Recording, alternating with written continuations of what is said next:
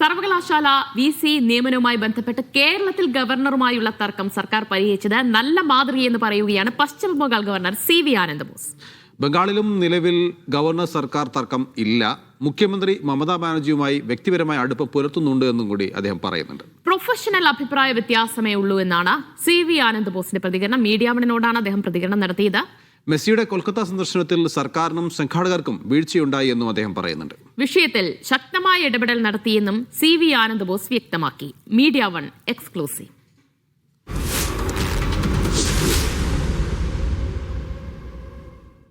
പശ്ചിമ Bengal governor Shri CV Anand ബോസാണ് ഇപ്പോൾ media വണ്ണോടൊപ്പം ചേരുന്നത്.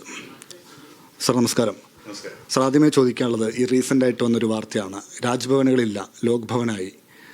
അത് എന്തുകൊണ്ടാണ് ആ മാറ്റം? എന്താണ് അതുകൊണ്ട് ഉദ്ദേശിക്കുന്നത്? അത് ഏതെങ്കിലും തരത്തിൽ ഗുണപരമായി ജനങ്ങൾക്ക്, സാധാരണക്കാർക്ക് ലഭിക്കുമത്? രാജ്ഭവൻ എന്നുള്ള പേര് മാറ്റി ആദ്യം ബംഗാളി ഭാഷയിൽ ജൻ രാജ്ഭവനാക്കി. ജൻ എന്നത് ഹിന്ദിയാണ്, ലോക്.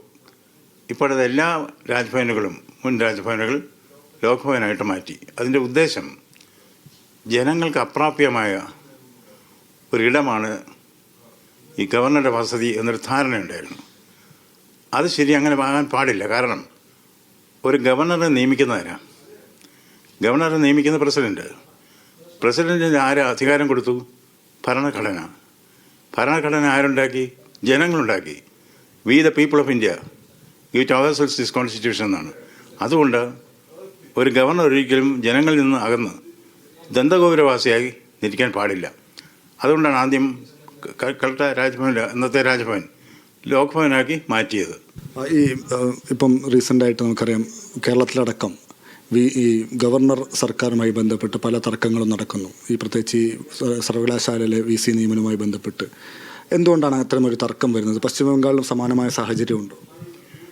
പശ്ചിമ ബംഗാളിൽ ഇപ്പോൾ അങ്ങനെ ഒരു സാഹചര്യമില്ല. ഒരു ഘട്ടത്തിലുണ്ടായിരുന്നു. പക്ഷേ this much and no further എന്ന് പറഞ്ഞൊരു ലക്ഷ്മണ രേഖ വരച്ചതിന് ശേഷം മുഖ്യമന്ത്രിയും ഗവർണറും തമ്മിൽ അഭിപ്രായ വ്യത്യാസമുണ്ടെങ്കിലും പോരില്ല. കേരളത്തിൽ റീസെൻ്റായിട്ടൊരു വിട്ടുവീഴ്ചയിലേക്ക് സർക്കാർ കടന്നു. മുഖ്യമന്ത്രി നേരിട്ട് തന്നെ ഗവർണറുമായൊരു രമ്യതയിൽ പോകാമെന്നുള്ള തീരുമാനം എടുത്തു. അവിടെ അതുപോലെയാണോ? ഇങ്ങനെയാണ് പരിഹാരത്തിലേക്ക് എത്തിയത്? സ്വീകാര്യമായ വിട്ടുവീഴ്ച ഉണ്ടെങ്കിൽ വിട്ടുവീഴ്ചകളുടെ അടുത്ത് വീഴ്ച ഉണ്ടാവില്ല. അത് മനസ്സിലാക്കി രണ്ട് കൂട്ടരും പെരുമാറുന്നുണ്ട്. ഇപ്പോൾ നല്ലൊരു ഒരു സന്ദേശമാണ് കേരളത്തിൽ നിന്ന് കിട്ടുന്നത്. ബംഗാളിന് അതുപോലെ തന്നെയാണ്. കഴിവതും രമ്യതയോടുകൂടി ഭരണഘടനയ്ക്ക് അകത്തു നിന്ന് പ്രവർത്തിക്കാനാണ് ശ്രമിക്കുന്നത്. ഇപ്പം ബംഗാളിൽ ഈ അടുത്തുണ്ടായ ഒരു വിവാദമാണ് മെസ്സിയുടെ സന്ദർശനവുമായി ബന്ധപ്പെട്ട്. ആ സ്റ്റേഡിയത്തിലാകെ കുഴപ്പമുണ്ടായി. എന്താണെന്ന് സംഭവിച്ചത്? ഗവർണർ നിലയ്ക്ക് അതിൽ ഇടപെടൽ നടത്തിയിരുന്നു? ശക്തമായ ഇടപെടൽ നടത്തി.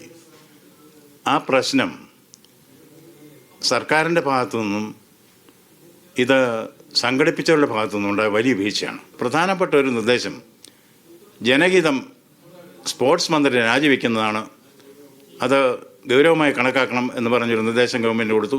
സ്പോർട്സ് മന്ത്രി രാജിവെച്ചു. മറ്റൊന്ന്, ഈ സ്വാഭാവികമായും മുഖ്യമന്ത്രിയുമായും അവിടുത്തെ സർക്കാരുമായും തർക്കങ്ങളുണ്ടാകും. യോജിച്ചു പോകുന്ന അവരുമായിട്ട് സൗഹൃദത്തിൽ അങ്ങനൊരു ബന്ധമുണ്ട്? വ്യക്തിപരമായിട്ട് മമതാ ബാനർജിയുമായിട്ട് അങ്ങനൊരു ബന്ധമുണ്ടോ? എൻ്റെ മുമ്പിൽ 3 മമതാ ബാനർജിമാരുള്ളത്. ഒന്ന്, മമതാ ബാനർജി എന്ന വ്യക്തി വളരെ സ്നേഹബഹുമാനപൂർവ്വം പെരുമാറുന്ന ഒരു വ്യക്തിയാണ്.